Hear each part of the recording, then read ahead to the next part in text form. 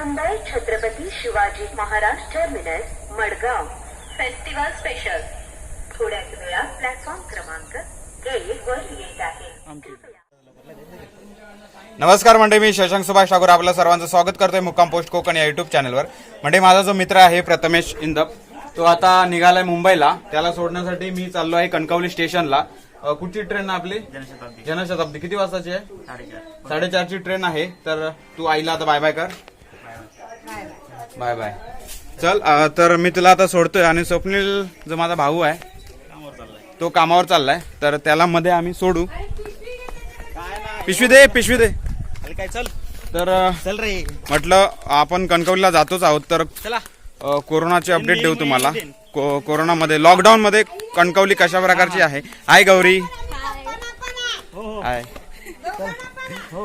तर म्हटलं कणकवली स्टेशन वगैरे दाखवू पुन्हा एकदा, आणि कशा प्रकारे गर्दी वगैरे आहे का बघू। तिकडची दुकानं वगैरे घे ना, हेल्मेट घेऊन ये। तर तुम्ही व्हिडिओ शेवटपर्यंत बघा आणि व्हिडिओ जर आवडला तर लाईक नक्की करा।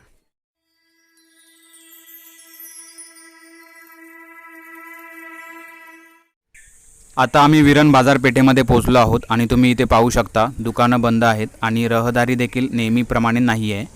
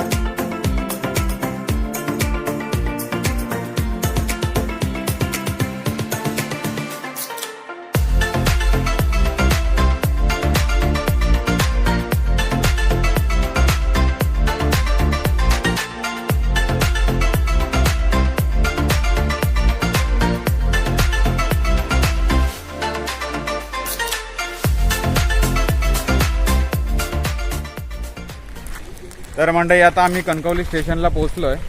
फारशी काही गर्दी नाही आहे, पण ज्यांचं रिझर्वेशन होतं अशी माणसं आली असणार। इथे एक ST पण उभी आहे, कशासाठी उभी आहे काय माहीत नाही, मे बी इमर्जन्सीसाठी ठेवली असेल। आणि ऑटो तर आहेत, ऑटो आहे तिथे बऱ्यापैकी।